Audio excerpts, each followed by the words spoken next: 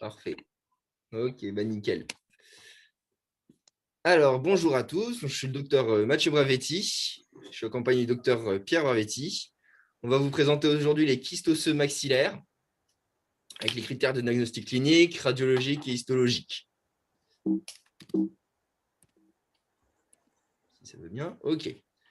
Donc, un kyste, c'est défini par une cavité pathologique creusée au sein d'un tissu, bordée d'une paroi épithéliale sans rapport avec le contenu liquide ou semi-liquide. C'est plus vraiment sur la partie. Voilà. Critères. On a une image d'ostéolyse qui est circonscrite. C'est habituellement monogéodique. On peut réprimer géodique, mais on va en parler ça par la suite. Bien. Il est de Comment taille je fais pour variable. me connecter à ça? Je sais pas. Tu cliques sur le mail. Est-ce qu'on peut Je ne sais pas comment faire. le micro s'il vous Bien. plaît. Alors, donc, il est de taille variable. On a un diagnostic différentiel dans presque quasiment tous les cas avec l'améloblastome. On a un intérêt dans l'étude anatomopathologique qui doit être systématique. On fait toujours une étude anatomopathologique parce qu'on est vraiment sur les critères cliniques et radiologiques, on est très proche de tout ce qui est tumoral, améloblastome. Voilà, il faut toujours faire une étude anatomopathologique, même si on a quasiment la certitude que c'est dentinogénaire de la cause. Donc, il y a une classification des kystes qui a été faite par l'OMS en 1992. Les kystes épithélio-odontogéniques, les kystes épithélio non odontogéniques, les kystes inflammatoires, les kystes communs au reste du squelette, les kystes hyalo-odontogènes et les kystes épithélio-odontogènes calcifiés. Donc là, on va vous parler des kystes inflammatoires. D'abord, les kystes radiculaires apicales et latérales, ce qu'on voit dans la plupart des cas. Les kystes d'origine dentaire, donc, on est dans 59% de tous les kystes, c'est ce qu'on voit le plus. Souvent, c'est la cause d'une nécrose pulpaire. On a aussi des causes dues à des fractures. Bon, voilà. Il y a différentes causes de ce kyste radiculaire, mais qui est toujours dû à la dent. Le granulome, il s'évolue en granulome, puis des vestiges épithéliaux. Il reste des débris de Malassez qui prolifèrent dans les cavités bordées par un épithélium d'origine. Donc après, on va vous montrer une image histologique où on voit mieux ces débris de Malassez et toute la bordure épithéliale, comment elle est faite. Et voilà. Donc on a une géode qui est toujours unique, arrondie, ovale, elle est homogène et elle a pendu à l'apex de la dent. Après, on a les kystes vrais qui sont un petit peu à côté en fait, de l'apex de la dent. Il faut bien les différer les deux. Donc, les évolutions, on a une évolution en fistule, donc quand on a une atteinte de la paroi vestibulaire, ou cellulite. Au niveau de l'angle de la mandibule, on a une image faussement cloisonnée qui se confond avec un méloblastome ou des kératokystes. Les kystes latéraux seront dus à une fracture radiculaire. On peut prendre ça pour un kyste apical lors d'une fracture, mais c'est parce qu'on a une atteinte vestibulaire et non latérale, donc mésiale ou distale. Donc, ils sont dus à une inflammation consécutive à la nécrose pulpaire, dont les débris se propagent à la périapex. Et on va entraîner un granulome. On est souvent sur les portions antérieures des maxillaires et la branche horizontale de la mandibule. Ces kystes, ils sont asymptomatiques, comme quasiment la majorité des kystes. On va avoir une symptomatologie quand on va avoir une cellulite ou un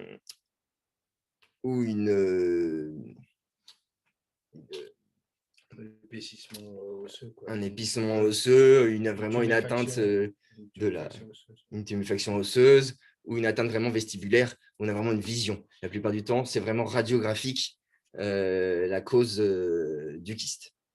Sa taille, elle est variable, on est de plusieurs centimètres de diamètre. La paroi est d'épaisseur variable, de quelques millimètres à 0,5 cm. c'est blanchâtre avec un contour infractueux.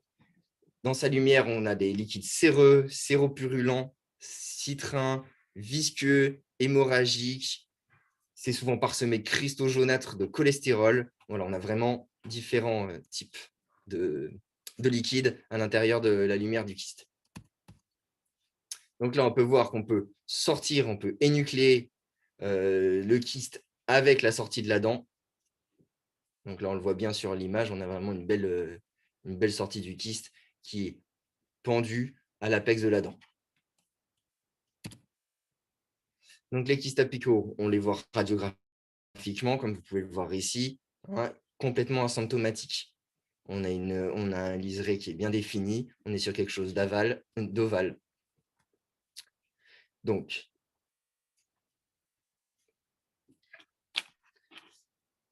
sur l'anatomotopologie, alors la cavité elle est revêtue d'un épithélium malgipien stratifié, squameux et non kératinisé, souvent discontinu parce qu'il est ulcéré.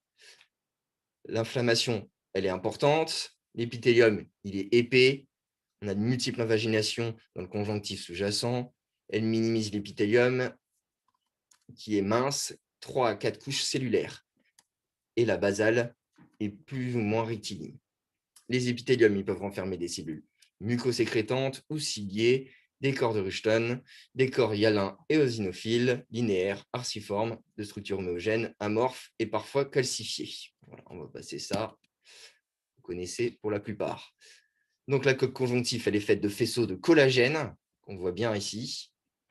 Donc là, on a la cavité kystique, qui est souvent faite de cristaux de cholestérol, avec la cavité kystique, là qu'on voit bien tout autour. Hein. L'os alvéolaire est tout autour. Vous avez les fibres covégènes, donc les amas cellulaires inflammatoires, qui, eux, vont permettre la prolifération. Donc, on les infiltrats inflammatoires constituent lymphocytes, plasmocytes, les corps de Russell et des polynucléaires neutrophiles. Donc, on voit les cristaux cholestérol et ils proviennent d'une lisse cellulaire et ils sont entourés de macrophages. Donc là, on le voit bien. Donc ici, on a les cristaux de cholestérol qui sont ici, l'épithélium malgipien stratifié, donc qui a une invagination importante et qui crée l'inflammation du kyste, du coup, et les cellules mucosécrétantes qui sont ici en bordure. Dans la faculté de Nancy, ils ont fait une étude où ils ont fait 30 cas de comparaison entre l'aspect radiologique et l'aspect anatomopathologique. L'histologie, elle a confirmé 13 diagnostics initiaux et 17 qui ne correspondent pas à l'identification initiale. Donc, en conclusion, on a des difficultés à poser un diagnostic différentiel entre les kystes et les granulomes, d'où l'importance vraiment de faire une étude systématique d'anatomopathologique. En premier lieu, donc, on fait un traitement ou un retraitement, et par la suite, dans un deuxième temps, si on n'a pas résorption du kyste, on fait une chirurgie endotogénique, donc ablation de l'apex. Donc, en concordance avec les diagnostics qui ont été faits à Nancy, on a l'étude de Cook et Peters, donc, où ils montrent bien qu'on a une infection périapicale dans 59% des cas, qui est équivalent à l'étude de Nancy. Certains auteurs l'assimilent à la parodontite apicale chronique ou à des granulomes et font des kystes une entité séparée, avec des kystes en poche et les kystes vrais, ce dont je vous parlais au préalable. Donc, on voit bien que là, sur le kyste en poche, on est vraiment à l'apex. On a vraiment il est pendu à l'apex, le kyste. Alors que là, sur le kyste vrai, on a une petite délocalisation au niveau osseux, juste à côté de l'apex. Donc là, vous pouvez voir des kystes apicaux qui ont bien dégénéré, parce qu'on a vraiment des grosses surfaces d'atteinte de kyste, avec l'os qui a bien été atteint. Et ça, dans ces cas-là, on a été complètement asymptomatique. n'y a pas du tout de visualité. Ils ont été trouvés de façon fortuite par une radiographie, donc souvent un OPT numérisé, une orthopontomographie. Donc là, on le voit bien. Voilà. Là, on a un kyste appendu à la racine. Donc, il peut être dû aussi à une fracture. Hein, mais là, non, c'était... voilà. On va refaire un retraitement de la racine pour essayer de résorber ce kyste. Vous voyez dans l'os, du coup, l'atteinte du kyste, donc qui est vraiment bien définie, hein, bien autour de l'apex. Vous voyez ici, dans les deux cas. Un autre cas où on a une atteinte là, vestibulaire, donc vous voyez, on a vraiment toute la face vestibulaire osseuse qui a été détruite. Donc là, souvent, on a une fistule ou on a une cellulite apparente. Et vous voyez, on a une atteinte quasiment au niveau du septum nasal. Voilà. Donc là, c'est vraiment important de réussir à découvrir ces kystes-là qui peuvent être découverts seulement radiographiquement la majeure partie du temps.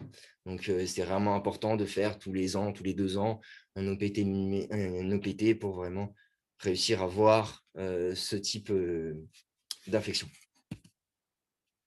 Donc voilà, comment on va traiter ce genre de kyste? Donc on va faire un lambeau suprapapillaire pour éviter d'atteindre l'insertion papillaire. Donc, vous voyez le lambeau qui a été fait là, l'incision. Donc on déplace bien. On va vraiment faire un lambeau qui est large, parce que c'est important vraiment de bien voir, de bien séparer le tissu infectieux kystique et le tissu osseux sain. Donc, vous voyez, on a bien décalé, on a réussi à récupérer, on place notre écarteur, on a toujours cette partie de tissu osseux sain pour pouvoir aller chercher bien délimiter et bien récupérer la géode de kystique. Ensuite, on va faire une petite ablation de l'apex pour ne pas avoir de récidive. Donc là, dans ce cas-là, on est sur une petite atteinte, un petit kyste apical. On peut remettre de l'os. Après, on a souvent une régénération osseuse qui se fait bien, parce qu'on est vraiment dans quelque chose de bien enclavé. Et la colocation d'une membrane peut être faite, qui est souvent fait pour éviter en fait que les tissus viennent évoluer dans cette cavité, parce que les tissus osseux se régénèrent moins vite que les tissus fibreux. Donc voilà, on met bien une membrane, on la colloque bien dans le lambeau, on l'imbibe bien de sang pour qu'elle bien s'appliquer, et on vient suturer hermétiquement la plaie. Donc voici le kyste enlevé, bien énucléé. Vous voyez bien, on a des limites bien définies. On a réussi à bien sortir. Et un curetage doit toujours être fait par la suite, hein, s'il n'y a pas de limite anatomique problématique. Donc vous voyez ici, par la suite, la régénération osseuse qui s'est faite complètement. Donc là, c'est un autre cas d'un bridge du coup avec des infiltrations qui ont été faites. On a un double cas, on est sur une atteinte périapicale, mais on a aussi une atteinte parodontologique sur le côté. Donc vous voyez là à l'ouverture. Donc ce qui est vraiment très visible, c'est le premier kyste, le kyste ici, qui est en fait beaucoup plus important par la suite au décollement en fait des tissus osseux. Donc là, vous voyez bien l'atteinte forte qui était limite sous-nasale. On a vraiment, là, on a la narine qui est juste en dessous. Là, on a les cavités nasales juste là. Donc, on peut placer une membrane pour venir boucher la possibilité d'infiltration par la suite si on remet de l'os. Donc, vous voyez, on a une géode bien délimitée qu'on a sortie sans la traumatiser. Voilà, c'est vraiment important de bien ouvrir son lambeau pour avoir une bonne vision, pour pouvoir bien limiter et bien prendre tout l'épithélium autour. Voilà, donc vous voyez, on a bien tout cureté, bien tout nettoyé. Ce qu'on peut utiliser pour décoller le kyste, les produits kystiques, c'est de l'hypochlorite, mais bien dilué, hein, pas l'hypochlorite qu'on utilise pour les traitements de racines. Et en fait, ça va aider à décoller les mauvais tissus, hein, les tissus kystiques. Et par la suite, on fait toujours une suture bien hermétique pour éviter toute infiltration bactérienne et surinfection par la suite. Donc, qu'est-ce qu'on extrait ou on conserve? Alors là, ça dépend des cas. On voit là que c'est une fracture. Donc là, dans ce cas-là, on extrait, bien sûr, parce qu'une fracture, surtout verticale comme ça, on ne peut rien faire. Il faut l'extraire. Alors là, dans un cas comme ça, pour ceux qui font de l'implantologie, on va penser à mettre l'implant directement parce qu'on a notre alvéole, vous voyez, qui est encore bien défini. Mais malheureusement, non, on ne peut pas poser directement un implant dans ce cas-là parce qu'on a notre géode au niveau apical qui peut avoir encore des petits résidus. Et là, notre implant ne va jamais tenir. On va avoir une fibrose qui va se créer et on va perdre l'implant. Donc, c'est vraiment important d'attendre, de bien laisser un os bien pur se recréer pour envisager tout autre traitement par la suite. Donc voilà, on applique encore une membrane pour éviter que les tissus fibreux viennent se former dans la cavité alvéolaire. Donc, vous voyez, bien appliqué, un lambon large pour pouvoir bien mettre les coins de la membrane et une suture hermétique encore une fois. Vous voyez le kyste qui a été retiré au niveau apical. Maintenant, on va parler des kystes maxillaires d'origine dentaire. Donc, on a ici, vous voyez bien, on a eu un kyste qui s'est créé, qui est de cause plus paro, mais qui est paro, mais qui est dû à la dent, qui a créé des infiltrations bactériennes. Donc là, vous voyez, on n'a pas une grande vision. On pourrait penser vraiment à un os, mais en fait, dès qu'on va appliquer le décolleur, on va sentir un aspect un peu plus os qui va permettre de détourer et de voir par la suite les infections. Voilà, vous voyez qu'on ressort. Toujours bien essayer de ressortir la géode kystique sans la traumatiser. Donc là, vous voyez, le site était vraiment très propre. On n'a aucune possibilité vraiment de reste kystique. Ça a été bien nettoyé, ça a été désinfecté. Donc ensuite, par la suite, on vient remettre de l'os et une membrane pour éviter encore que l'os ne se régénère pas et qu'on ait plus des tissus fibreux qui viennent se dans la cavité kystique. Donc, on voit qu'il y a une géode ostéolytique qui est importante en radiographie. On arrive la plupart du temps à vraiment bien les différencier et les voir radiographiquement. Ceux qui sont vraiment les plus importants, on ne voit pas radiographiquement, on va en parler par la suite, c'est les kystes nasopalatins qui sont derrière le septum nasal. Et là, la visibilité du kyste est compliquée. Donc, vous voyez, énucléer chirurgicalement le kyste, tout en ouvrant. Vous voyez, il ne faut pas avoir peur d'ouvrir large pour être vraiment sûr de récupérer la limite kystique du kyste. Donc, vous voyez, bien énucléé, on a bien fait la limite, on y va lentement avec un bon écarteur, bien ouvrir, bien aspirer, même avec un niveau où on voit vraiment qu'on a une bonne mobilité, passer par des compresses, arrêter d'aspirer pour vraiment bien permettre de bien limiter et séparer le tissu sain du tissu kystique. On voit ici, on l'énuclée bien. On va bien venir avec le décolleur, bien prendre, l'enrober à l'intérieur de la cavité kystique. Vous voyez ici, on voit bien la membrane de Malalèse qui est vraiment bien délimitée. Hein. Vous voyez, il est vraiment lisse, il est vraiment bien géodique. Donc, on suture toujours bien hermétiquement le site. C'est vraiment important. La suture, elle est quasiment aussi importante que l'extrait du kyste. Hein. Si ce n'est pas hermétique, on a des surinfections dans tous les cas. Donc, c'est vraiment bien important de se cibler sur le fait on enlève le kyste, d'accord, on nettoie bien, mais il faut aussi bien fermer hermétiquement, pas hésiter à mettre une membrane pour bien fermer la zone et pour permettre vraiment une ostéogénération complète qui va permettre par la suite soit une consolidation de la dent quand on n'extrait pas, soit la possibilité d'un plan ou d'une prothèse vraiment bien adaptée qui va bien se fixer sans avoir une perte et un support labial perdu complètement.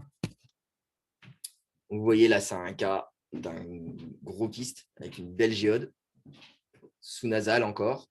Donc, on peut avoir bien faire attention quand on enlève. On peut avoir une communication nasale. Il faut vraiment faire très attention avec ça quand on vient cureter.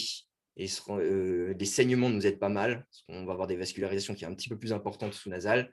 Donc, bien cureter, bien nettoyer, d'accord, mais toujours en faisant bien attention. Et dès qu'on voit une communication, voilà, bien nettoyer tout autour, garder cette communication bien visible et remettre bien une membrane avant de venir refermer complètement.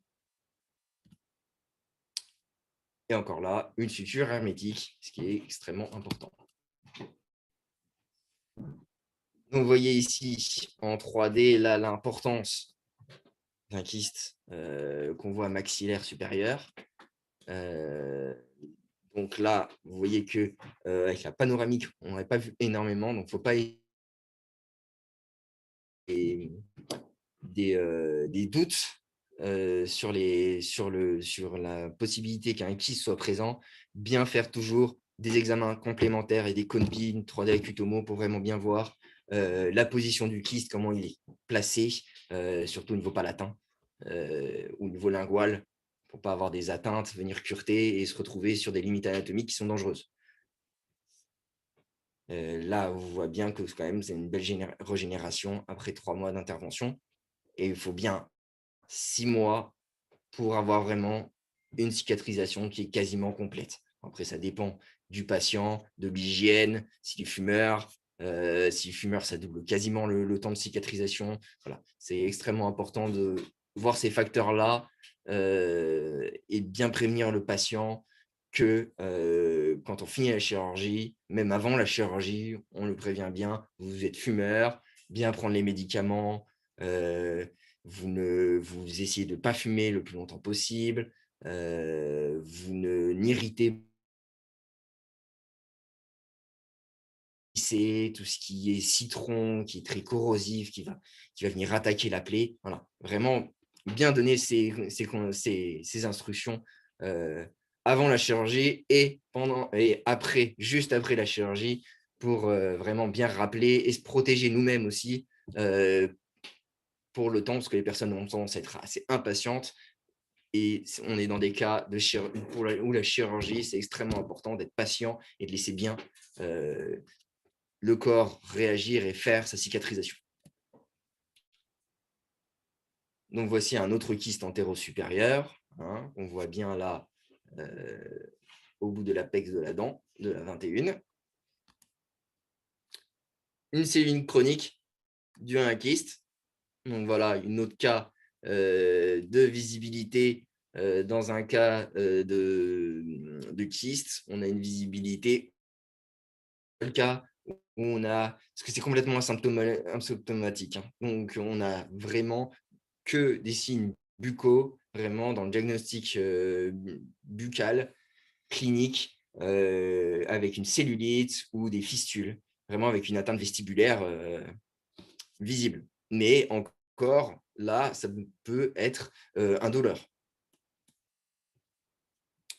Donc, voici, on voit l'atteinte là, kystique apicale. Donc, là, ablation de la dent. Hein.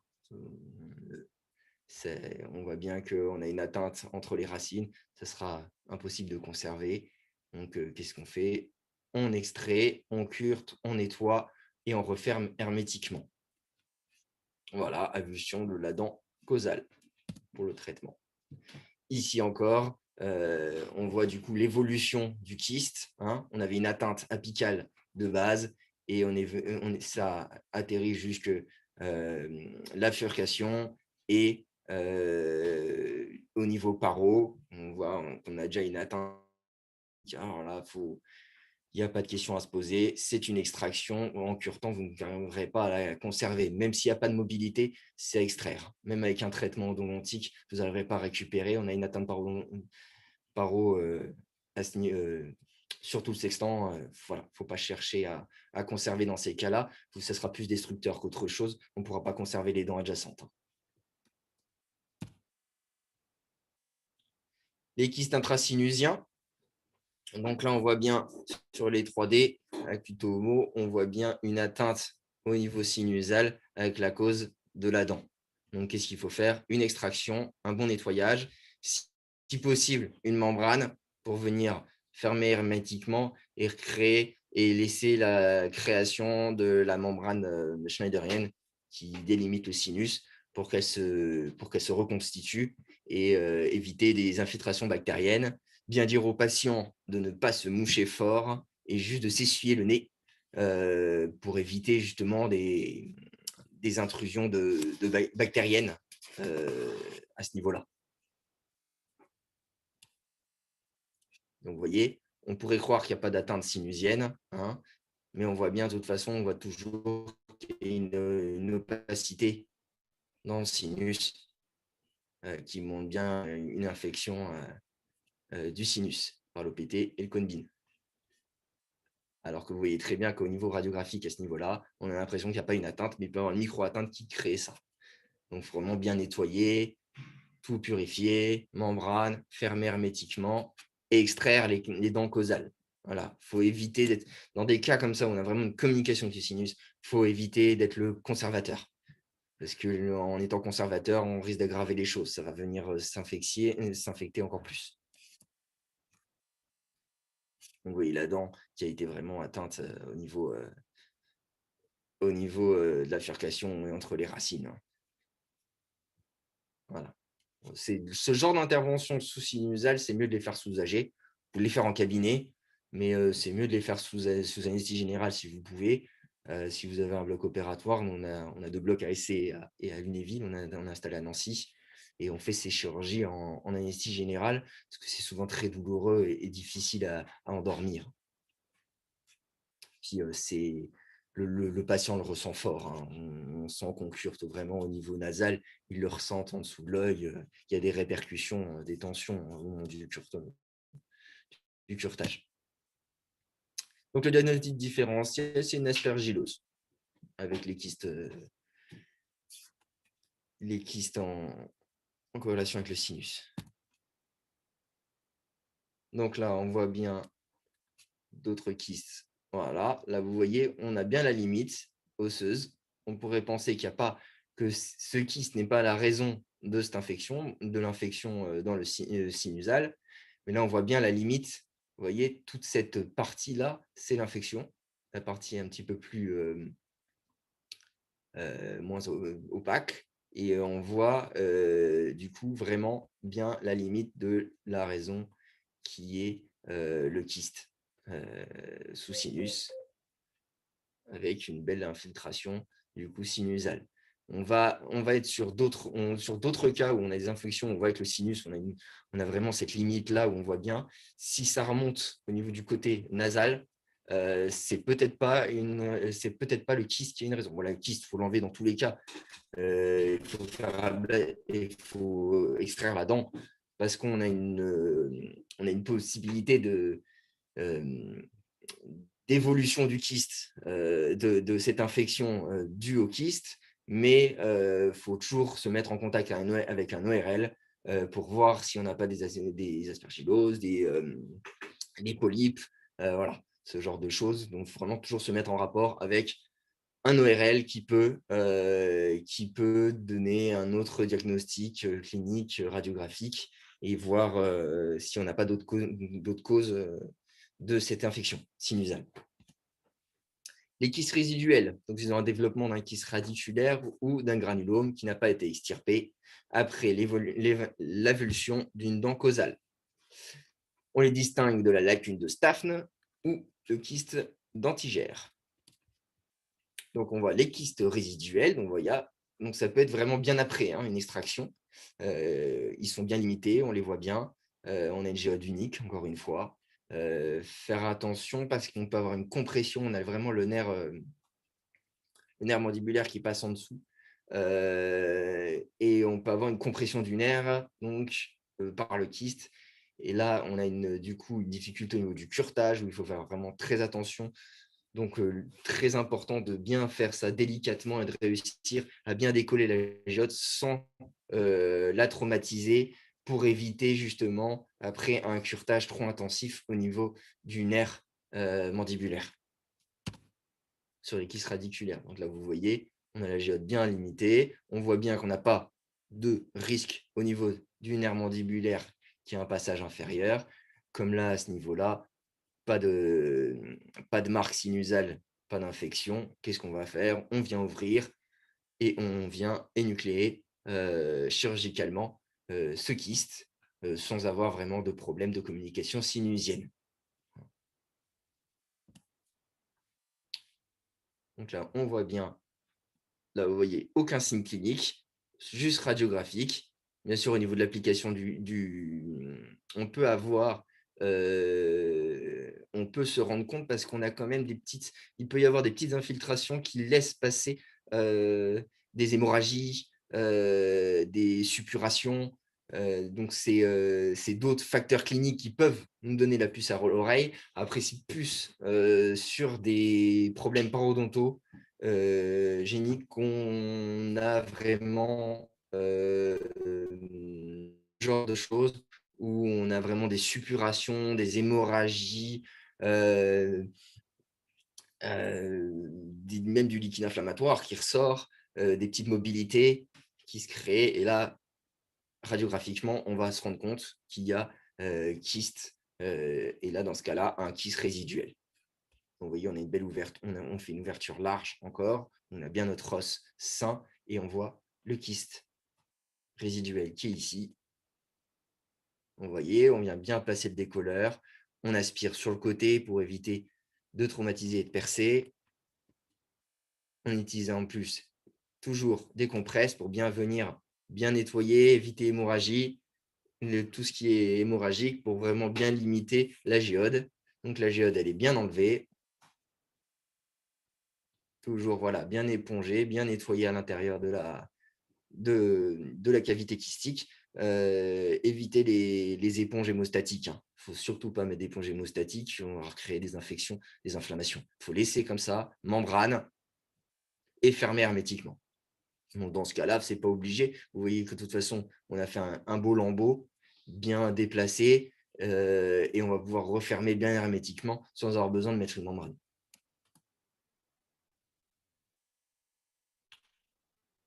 Donc, encore un autre cas de kyste résiduel, donc sous un bridge. Hein. Donc, on va faire un lambeau bien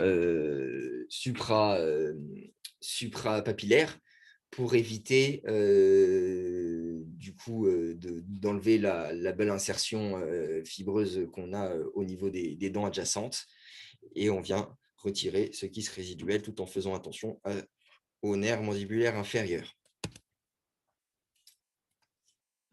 Donc, on va parler des kystes épithéliaux non dontogéniques maintenant. C'est des kystes qui sont bordés par un épithélium non dontogénique, des cellules épithéliales séquestrées lors des processus embryonnaires de fusion entre les ébauches squelettiques maxillo-faciales. On va voir ça plus en détail. Alors, donc vous voyez les kystes autogéniques. Vous voyez bien là le kyste résiduel de l'autre chirurgie que je vous ai montré juste avant. je me fais-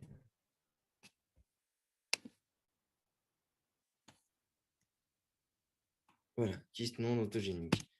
OK, c'est bon. Donc, dans les kystes épithéliaux non autogéniques, on a les kystes nasopalatins qui sont très compliqués à voir radiographiquement, c'est plus compliqué, avec les kystes naso-alvéolaires aussi. Après, on a les kystes médians palatins mandibulaires et les kystes globulo-maxillaires. Donc, les kystes nasopalatins, on a cette forme, ils sont là, on le voit, on a vraiment une forme de cœur. Vous allez voir, on a un cas juste après où on voit vraiment bien, ça a vraiment cette forme de cœur. Donc, on est vraiment sous la cavité nasale. Donc, on est vraiment sous le septum. Et là, on peut être derrière le septum dans le cas B. Et là, c'est les cas vraiment qui sont très compliqués à voir. On les voit vraiment. Souvent, on a une gêne. Le patient décrit une gêne à ce niveau-là. Et il faut faire plusieurs rétroalvéolaires pour réussir vraiment à la trouver bien orientée. Le mieux, c'est de faire une 3D acutomo, bien sûr. Voilà. Mais en cabinet, on a un doute. Si on veut vraiment enlever ce doute, en orientant bien une rétroalvéolaire, on peut le découvrir.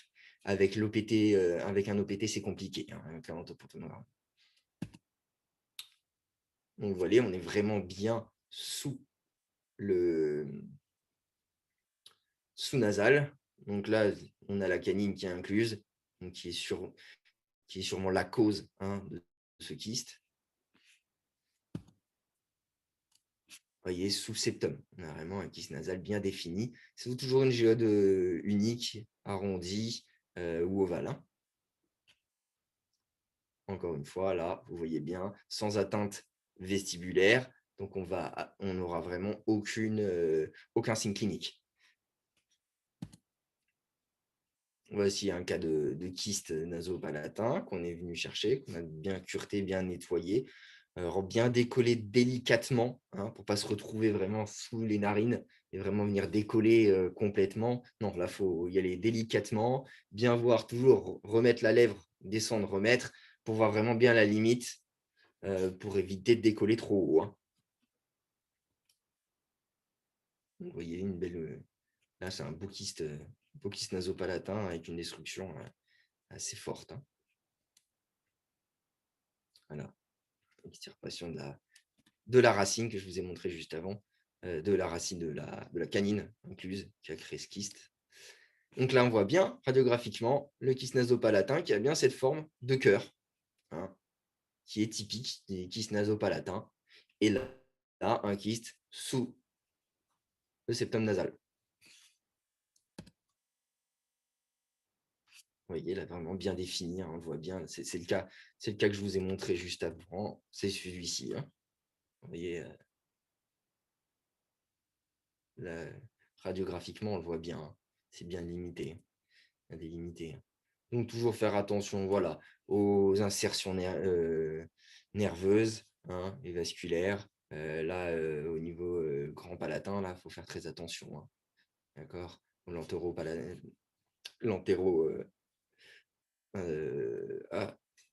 l'antéropalatin, voilà, il n'y a pas de grosses atteintes, il faut faire attention, c'est tout. Ça va créer de forts saignements et on risque d'avoir vraiment des grosses difficultés vraiment à bien faire la chirurgie et des hémorragies qui risquent de se créer par la suite. Donc, vraiment bien faire attention à cette limite anatomique. Donc, les kystes nasolabiales, on sait sur l'aile de la narine, vestibule buccal antéro-supérieur. On va avoir là sur le A un petit ramollissement en fait de la limite nasale. Des troubles de développement du canal lacrymo-nasal.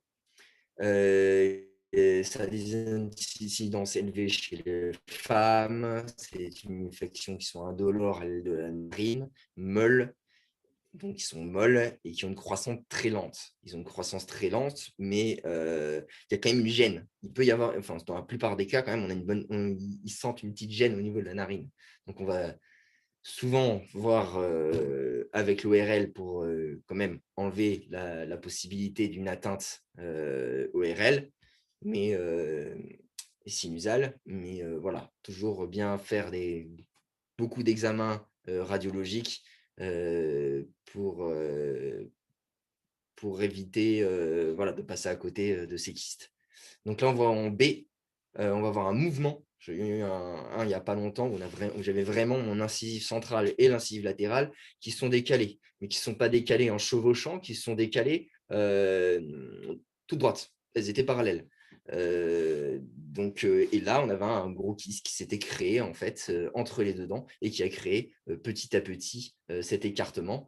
Et la patiente m'a été envoyée par un confrère qui, parce que justement cet écart l'a gêné, il a fait une radio et il a vu justement cette limite kystique et il n'y avait aucune douleur, hein, c'était asymptomatique complètement. Donc asymptomatique, mais cliniquement parlant, on voyait l'écartement des dents. Les kystes médians mandibulaires, donc là on en voit un gros, voilà. Là pour décoller, on est encore une fois sujet à des limites où il faut faire très attention aux insertions musculaires au niveau du menton quand on décolle notre lambeau. Donc faire très attention au niveau du nez avec le lèvre, c'est le même intérêt là, c'est le même principe avec les insertions musculaires du menton quand on vient décoller, qu'on ne vient pas décoller trop profond. Parce que les insertions ne se refont pas de la même manière, ça risque d'être un petit peu atrophique par la suite. Donc on vient bien décoller, bien se limiter, on voit bien nos limites. Quand on décolle, on touche toujours en même temps. Et quand on voit la limite, on pose son décolleur et on ne bouge plus. On reste sur cet endroit-là et on vient énucléer bien le kyste. Donc, vous voyez, on le met bien en évidence avec un lambeau large, encore une fois. Il ne faut vraiment pas hésiter à faire un lambeau le plus large possible, pour avoir un os vraiment bien délimiter son os sain du kyste. Donc, voici le kyste. On a mis un petit matériau de comblement pour éviter justement des fibroses par la suite. Voilà. Et vous voyez, on a bien énucléé le kyste qui est toujours envoyé en étude anatomopathologique. Hein. Dans tous les cas, on fait une étude anatomopathologique. Même si on extirpe la dent et qu'on voit qu'il y a le kyste au bout, ça peut être un kyste vrai et on peut se retrouver avec des tumeurs qui ont des caractéristiques cliniques et radiographiques qui se ressemblent, équivalents. Donc, les kystes épithéliaux odontogéniques, donc on a les kystes gingivales de l'enfant, les kératokystes odontogéniques, les kystes dentigères, les kystes d'éruption et les kystes périodontales latérales. Les kystes odontogéniques, c'est des kystes épidermoïdes. Ils dérivent d'une lame dentaire et de l'assise basale de l'épithélium buccal. C'est 11% de tous les kystes. Hein. Donc ça reste quand même un fort pourcentage. On retrouve quand même souvent ce type de kyste, les kératokystes. Donc, on est surtout au niveau de l'angle de la mandibule. On a une incidence chez les 30-40 ans, une fistulisation muqueuse avec des sécrétions blanchâtres parsemées de paillettes. Et on a souvent des récidives dans ces cas-là. Donc, c'est vraiment important, un curetage bien précis. Et on a une greffe d'un carcinome. Donc, radiologie, on a une géode qui est toujours mono, mais qui peut être là polyfocale homogène. C'est ronde ou ovale. On a des contours réguliers, nets, bien tracés, voire épaissis, comme la plupart. Mais là, on peut avoir des formes polygéodiques, donc en bulle de savon. Et on a des diagnostics différentiels avec la méloblastome. Voici où ils sont situés.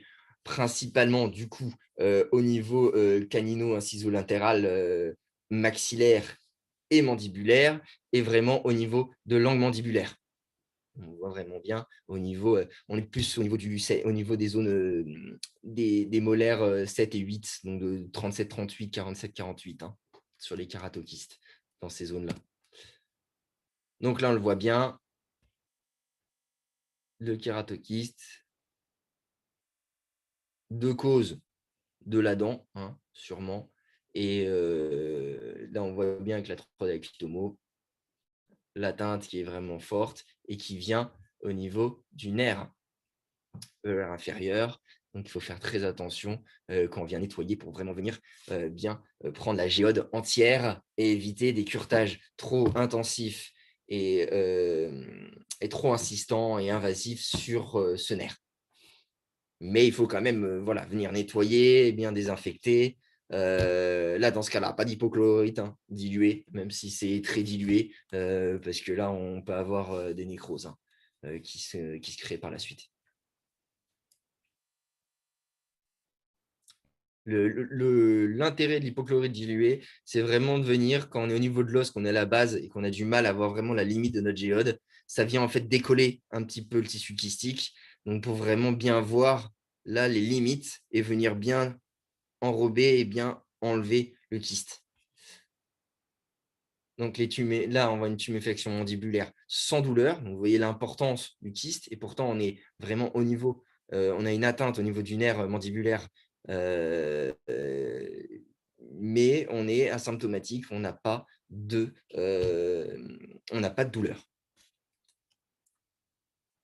Les kystes primordiaux, ils sont plus rares, ils ont des dégénérescences kystiques de l'organe de l'émail. Ils prennent la place dans des dents concernées, ils sont 80% dans la mandibule. Ils ont des incidences chez les 20-30 ans. Radioclarté bien limitée, unie et multiloculaire. Pas de tendance à la récidive, par contre, pour les kystes primordiaux. Donc, le kyste primordial, on voit bien la localisation qui est bien mandibulaire. Là, on en a un en maxillaire. Voilà. Le kyste dentigère est folliculaire. Ils sont attachés au collet de la dent ou du germe. Ils siègent surtout au niveau des sagesses inférieures, canines, sagesse supérieure et des molaires inférieures. Molaires inférieures, on est plus sur les 7. On a une histolyse qui est bien circonscrite, radio de profil, des greffes exceptionnelles d'un améloblastome ou carcinome mucoépidermoïde.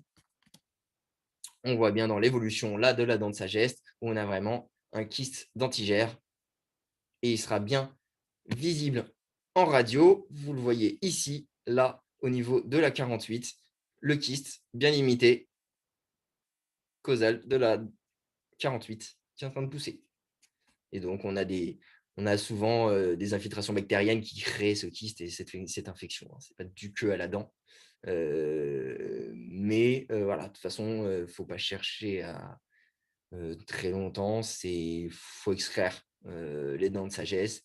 Et d'où l'intérêt d'extraire les dents de sagesse au plus tôt pour éviter ce type de kyste et des problèmes par la suite qui peuvent être dus à des problèmes paro, des infiltrations bactériennes dues à la mauvaise poussée et le mauvais placement des dents de sagesse. Donc là, on voit bien le kyste qui est dû à la dent de sagesse. Donc là, on avait une double. C'est très rare. On peut avoir, elle peut être ostéo-intégrée. Mais dans ce cas-là, du coup, ce que vous pouvez faire, vous coupez la racine. Il ne faut pas chercher à aller pureter trop loin ou à enlever vraiment tout.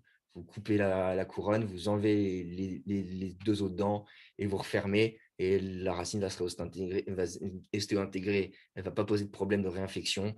Et on va vraiment avoir une belle cicatrisation. C'est ce qu'on a fait. On a coupé la racine, on a enlevé la 7 et l'autre 8. Et l'os est complètement reformé. Et on n'a eu aucun souci par la suite. Donc là, on voit bien. Voilà. Des kystes. Kératokystes, juste ici. Voici encore un autre exemple.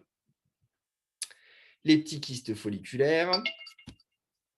Donc, on voit bien sur cette radio. Donc, les kystes d'éruption, les variétés de kystes qui dentigères, une dilatation par une sérosité hématique et l'espace folliculaire entourant la couronne d'une dent en éruption.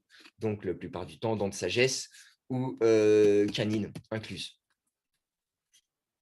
Microtraumatisme de l'occlusion, des excisions de muqueuse. Les kystes périodontales latérales.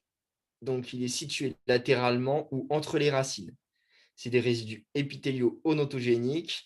On a des régions sur des régions prémolaires, mandibulaires ou maxillaires antérieures. Ils sont souvent de petite taille. On a une radioclarté ronde et ovoïde bien circonscrite par une fine coque osseuse. Petite taille au début, parce qu'on arrive vraiment à voir, de toute façon, parce qu'il y a une atteinte parodontale. Mais voilà, ne pas se laisser traîner.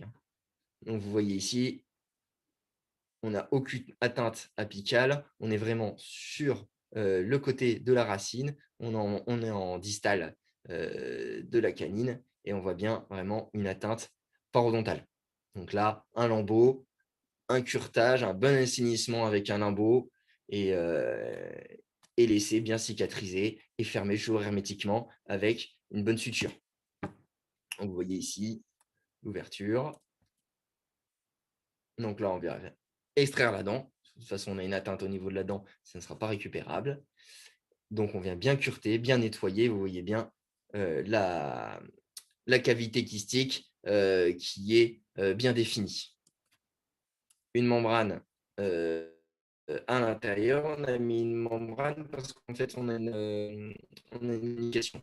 Donc, on va venir bien nettoyer, et accoler cette membrane pour éviter du coup de la propagation et aussi parce que du coup là on voulait faire un comblement osseux et pour éviter du coup notre os de venir partir. Donc, nous on utilise des comblements osseux humains. Donc on demande à la banque d'os et on prend des corticospongieux ou plus spongieux.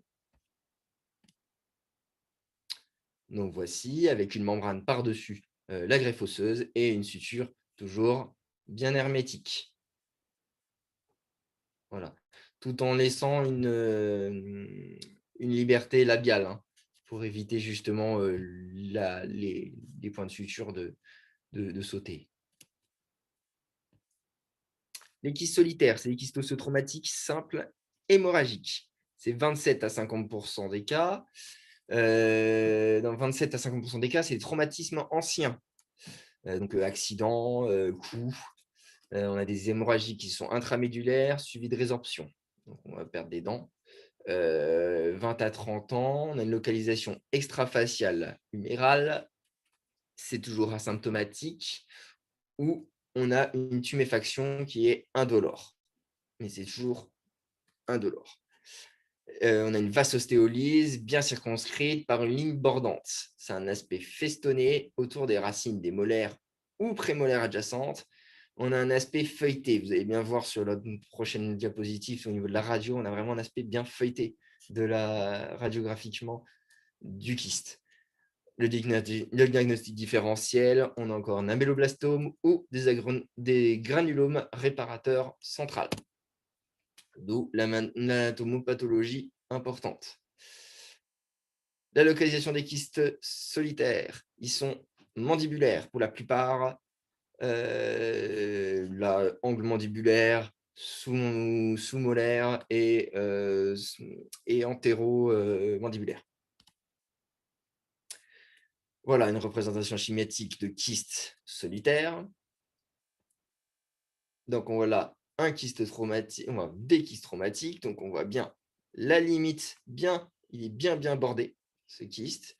Ici encore, et là, vous avez vraiment cet aspect feuilleté, mais bien limité, mais toujours un aspect feuilleté. Donc là, dû à un choc du menton dans ce cas-là. Le diagnostic différentiel. On dit différentiel avec les tumeurs odontogènes. On a les tumeurs épithéliales, les tumeurs associant des structures épithéliales et tissus conjonctifs, des tumeurs constituées de tissus conjonctifs ectomésenchymateux. On a les améloblastomes qui sont folliculaires, plexiformes, unikystiques, avec des études histologiques qui permettent seul le diagnostic fréquent d'une période de 20 à 30 ans. L'améloblastome épithélial, au niveau radiologie, on a un foyer d'ostéolyse qui est polygéodique, donc en bulle de savon, comme on disait auparavant, ou monéogéodique. Parfois, on a des soufflures corticales, peut contenir des dents incluses, donc comme la canine incluse que je vous ai montré juste avant. C'est souvent sur des sexes masculins de 40 à 50 ans, enfants ou vieillards. 80% sont dans la mandibule, au niveau région molaire et de la branche montante. on en a un petit peu au niveau mandibulaire. 1% des tumeurs kystiques, des tumeurs et des kystes des mâchoires. Il naît de l'épithélium odontogène. Dans les traitements, on crée une résection large. Bon, voilà, c'est à discuter encore, hein. Ça dépend des cas, ça dépend de où est l'atteinte. Quand on est au niveau de la branche montante, voilà, une résection large, c'est toujours compliqué. Donc là, on a un granulome réparateur central, que vous voyez bien. Hop, dû là encore à une dent incluse. Là, c'est bien visible, hein. On arrive à bien s'en rendre compte. Même si c'est visible et qu'on voit que c'est dû à ça, toujours bien faire une étude anatomopathologique. Un améloblastome est bien défini au niveau de la branche montante et maxillaire. Voilà. Et c'est la fin de cette présentation. Je vous remercie. Si vous avez des questions, n'hésitez pas. On est là pour vous répondre. Merci beaucoup Mathieu pour la qualité de cette présentation, comme toujours aussi bien documentée et avec beaucoup d'intérêt. Nous avons suivi cette présentation. J'ai plusieurs questions qui nous sont posées. À un moment, tu as évoqué de faire une panoramique tous les 2 ans pour contrôler la présence de kystes de maxillaire dans un cas assez précis. Et la question était, est-ce justifiable avec la sécurité sociale? Alors, je me permets de répondre. C'est Pierre Bravetti qui va vous répondre. Tout à fait, c'est justifié. Il y a une justification médicale pour contrôler, pour savoir s'il y a des kystes qui sont présents ou non. Parce que si vous soignez un patient et si ce patient porte plainte contre vous et que vous n'avez pas fait le nécessaire pour découvrir son kyste, forcément, vous allez être, vous serez en faute. Le problème, c'est que si on peut, s'il y a une atteinte tardive, si on a un diagnostic tardif d'un kyste qui s'est très développé, parce qu'on a un kyste, on est à 0,5 cm par an sur la croissance d'un kyste. Donc, il faut quand même se dire que c'est énorme et que si on ne le voit pas à temps et qu'on a une ablation des tissus de beaucoup de dents, alors qu'on fait des contrôles tous les 6 mois, 1 an, le patient il peut nous en porter faute et on peut être en faute parce qu'on n'a pas fait d'examen suffisamment complet. Vous savez, on fait beaucoup de... Nous, on fait jamais... on fait de plus en plus maintenant pour les implants, des 3D, alors que dans des cas simples, on a simplement besoin d'un simple OPT ou simplement une rétroalvéolaire, puisqu'on arrive à savoir rien par le toucher si on a de l'os ou non, hein, et notamment calculer la hauteur. Donc, vous savez, souvent, on irradie les gens, on leur fait une 3D qui ne sert à rien, hein, pour des cas minimes. Donc, la même chose quand il y a des petits kystes, on fait souvent aussi des 3D acutomo qui, à mon avis, ne servent à rien, hein, pour regarder l'évolution. Une simple radiographie rétroalvéolaire suffira. Par contre, sur les gros kystes, hein, et de toute façon, l'orthopontomogramme, c'est une radiographie, c'est ce que j'explique dans mes cours, c'est une radiographie de dépistage. Donc, théoriquement, tous les 2 ans, il faut faire une rétrographie, un OPT, voilà, une radiographie numérique, une panoramique, pour savoir si vous avez des lésions ou non. C'est tout à fait justifié. Autre question, quelle membrane recommandez-vous dans les cas de kyste? Est-ce que c'est les mêmes membranes que vous utilisez habituellement ou est-ce que vous avez une membrane plus dédiée dans ces cadres-là? Quelle recommandation? Et dans la continuité de cette question, je pense que les deux peuvent ne faire qu'un. Que vous préconisez un fil de suture spécifique dans la gestion des kystes ou de nouveau, est-ce que vous utilisez les mêmes fils qu'habituellement? Voilà. En général, on utilise les mêmes membranes. Après, ça dépend de la zone et du type de membrane. On utilise des membranes de collagène résorbables de porcine, d'origine D'accord. porcine. Après, on a d'autres membranes avec un maillage de titane qui permet en fait vraiment de bien appliquer la membrane et de garder la forme. Là, c'est intéressant dans ces cas-là, ces membranes-là, quand on a des communications glucosinusiennes pour vraiment bien venir colmater et garder bien la forme de l'os. Après, voilà, ça dépend des zones, ça dépend de l'utilisation, de l'application. Et les membranes renforcées avec le polytétrafluoroéthylène, on est obligé de les déposer, quoi. Ouais. Ce qu'il faut choisir surtout, c'est une membrane assez large. Il ne faut pas hésiter sur les gros kystes à prendre des membranes assez larges pour qu'elles débordent au niveau de la cavité osseuse où il y a eu la résection du kyste, pour qu'elles se plaquent bien. Et les membranes que l'on pose, on ne les met pas non plus, on ne les trempe pas dans Le sérum du physiologique. sérum physiologique ou autre substance, tout Baigner dans le simplement sang. parce que voilà, il y a une question d'isotonicité par rapport au sang. Donc, on les laisse sèches, on va les appliquer, hein, Mathieu, c'est ce qu'on fait. On les applique et puis après, on laisse simplement le sang s'imbiber dedans. Pourquoi on met des membranes? C'est tout simplement pour jouer sur la régénération tissulaire guidée. On sait très bien que l'épithélium repoussant plus vite que l'os, les ostéoblastes. voilà, il faut protéger pour éviter que ces tissus entraînent une invagination et empêchent en fait la repousse osseuse. C'est d'ailleurs ce qu'on dit à nos étudiants quand ils font des extractions et quand ils font simplement une extraction simple, faites toujours un petit lambeau décollé et puis comme ça vous enlevez bien votre tissu de granulation et vous permettez après à votre lambeau de bien se réappliquer sur les berges. La même chose, si vous laissez un tout petit peu de tissu de granulation ou une gencive où il n'y a pas d'adhérence des berges, vous aurez forcément une invagination gingivale. Ok, merci pour la réponse. Pour le fil, on a tendance à utiliser du non résorbable, déjà pour forcer le patient à revenir pour contrôler, pour enlever les fils. Après, ça dépend du site, ça dépend de la muqueuse. C'est sûr que c'est préférable d'utiliser des aiguilles fines et du 5-0 par exemple, ou du 4-0 pour éviter un trop gros traumatisme mucosal. Après, voilà, si on a besoin de vraiment tracter, c'est compliqué, on peut utiliser du 3-0. Ok.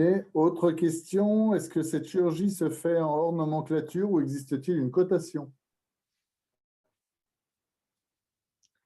Alors, normalement, il existe des cotations pour les petits kystes. Pour les gros kystes, il n'y a pas de cotation. Il y a des tailles. Il n'y a pas une fonction des tailles. Hein. Donc, il n'y a pas de cotation pour les gros kystes. Voilà. Ce n'est pas remboursé par la sécurité sociale. Bien. Alors, nous, on fait quand même de la chirurgie buccale. Donc, voilà. Donc, pour ma part, comme pour Mathieu, on fait beaucoup de chirurgie buccale et moi, j'ai un gros dépassement permanent. Voilà. Mais Mathieu, ce n'est pas le cas. Moi, je peux demander un dépassement. Mathieu, non, bien entendu. Mais les grands kystes, il n'y a pas de cotation. Il faut savoir qu'en chirurgie, la plupart du temps, on est sur du nomenclature. Et si vous mettez une membrane, enfin, on est en hors nomenclature parce qu'on met des membranes et on met des produits de complément. Voilà. Bien sûr. Sinon, on respecte bien entendu la nomenclature. Au plus possible. Voilà, mais c'est la même chose quand vous faites des gros kystes, vous voulez mettre une membrane, il faut bien entendu un devis préalable. De toute façon, on ne fait jamais une chirurgie dans l'urgence. La chirurgie, elle ne doit pas être faite dans l'urgence. Avant, s'il y a une fistule, il y a prescription d'antibiotiques. Donc, voilà, s'il y a une cellulite, et après, avant de l'intervention, si le terrain est sain, on prescrit toujours corticoïdes, anti-inflammatoires ou avec des antibiotiques. C'est ce que je vous disais, c'est toujours important de bien présenter aux patients qu'on est sur des cas de grosse chirurgie, qu'il faut bien laisser le temps de cicatrisation et laisser voilà. Il faut bien laisser le temps au corps de réagir et jamais faire les choses dans l'urgence parce que déjà, il faut une bonne étude radiographique. Et on ne peut pas avoir un kyste directement qu'on voit au cabinet. On a une fistule, on se dit, on ouvre, on fait non. Toujours une étude bien radiographique au préalable. Puis on refroidit déjà l'abcès et après on intervient. Mm. Et jamais entre deux patients. Eh ben, merci pour toute cette Entendu, il y a présentation. une grosse cellulite et qu'il faut inciser. Hein. Il faut inciser et vider le pus, bah, vous allez faire une incision et vider le pus. Hein. Si c'est vraiment une grosse cellulite, pour éviter qu'elle devienne diffuse. Mais sinon, ce n'est pas nécessaire. Une autre question, est-ce qu'après le curetage, vous utilisez le laser? On pourrait peut-être l'utiliser. Nous, on ne l'utilise pas. Hein. On ne l'utilise pas parce qu'on a des bons résultats sans. Alors, la même chose, hein, alors le laser, il est fait aussi pour stériliser l'endroit. Hein. Il y a de la documentation écrite, ce que vous parlez, Mathieu, sur l'hypochlorite à très faible dosage pour bien nettoyer tout autour et décoller. Hein. Attention à très très faible dosage. Hein. Et sinon, sinon, vous avez aussi les produits de désinfection. Hein. Vous pouvez mettre après l'intervention la bétadine, si la patient n'est pas allergique à l'iode, un coup de bétadine pour bien nettoyer. Nettoyer même au sérum phi déjà, voilà. C'est pas mal. Hein. Même après la suture. Mais, au niveau du voilà, du parce que le dosage, laser, ça rajoute toujours aussi une intervention de laser, ça va être aussi un coût. Quoi. Hein. au niveau du Pour dosage, ma part, on n'a pas eu avec le recul, on a une très bonne cicatrisation. Surtout sur les gros kystes, on a une très très bonne cicatrisation. Donc finalement, on rajoute d'autres éléments, d'autres techniques. Pierre, tu parlais d'un faible dosage. Qu'est-ce qu'un faible dosage? Tu as des… Le dosage d'hypochlorite, on utilise un hypochlorite à 3%, et là, il faut utiliser un hypochlorite, on va dire, alors moi, je le dilue énormément. Alors, donc, on utilise du 3% qu'on dilue, et on va arriver avec une hypochlorite à je sais pas, à 0,5%. Ouais, à 0,5%.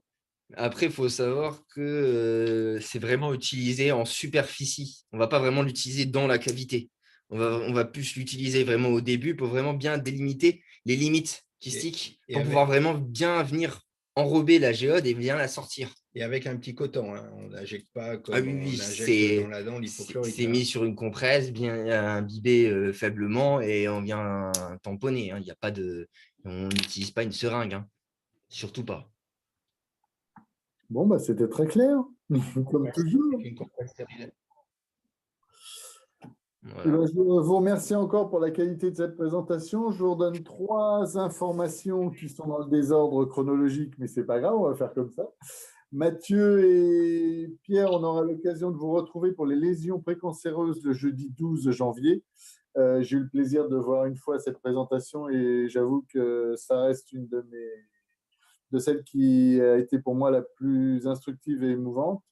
Je voulais vous faire part du webinaire la semaine prochaine, le jeudi 3 novembre, du docteur Iyad Abou, qui nous parlera de la gestion des crêtes osseuses